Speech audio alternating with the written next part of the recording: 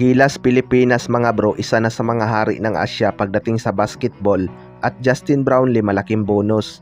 Yan mga bro, pagkatapos mong ilike ang ating video, mag-subscribe na rin kung bago ka pa lang sa ating channel at i-click ang notification bell para lagi kang updated sa ating mga sports balita.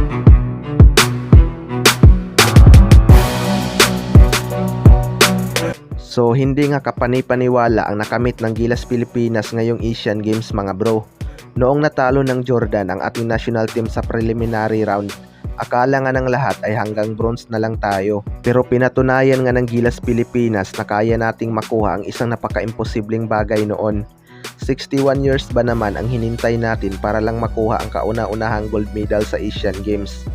Matatawag na ngang isa na itong Gilas Pilipinas sa mga powerhouse team sa Asia ngayon pagdating sa basketball mga bro. Wala talagang imposible kapag mayroon tayong coach na may winning mindset. Sinabi nga ni Coach Tim Con after tayong matalo ng Jordan na kapag naglaban sila ulit ay kaya na nilang talunin ang Jordan. At yun nga ang nangyari mga bro. Panigurado magiging alarming na itong ibang team sa Asia na i-improve pa ang kanilang team. Umiiyak pa rin pala ang China mga bro at sinasabing hindi daw sila tinalo ng Pilipinas dahil marami daw Black American sa ating koponan. Pero may mga dugong Pinoy naman ang mga yan maliban kay Justin Brownlee. Sa kabilang banda naman mga bro, Justin Brownlee makakatanggap ng malaking bonus galing sa SMC Group. Hindi lang isa kundi dalawa na nga ang nakuhang gold medal ni Justin Brownlee mga bro. Marami talagang bumilib kay Justin Brownlee dahil sa dedikasyon nitong bigyan ng gold medal ang ating bansa sa mga ganitong tournament.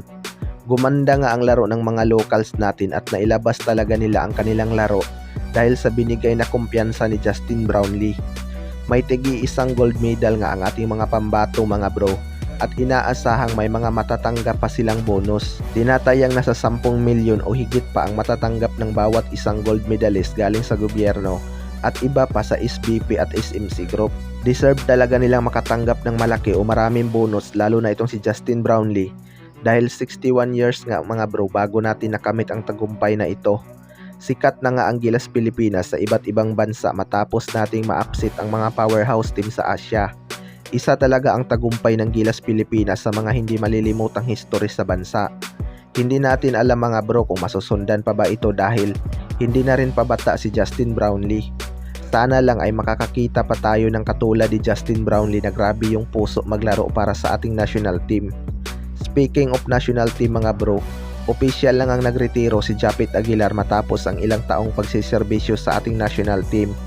No more Japit na nga para sa mga darating panglaban ng Gilas Pilipinas. Kayo mga bro, ano masasabi nyo tungkol dito?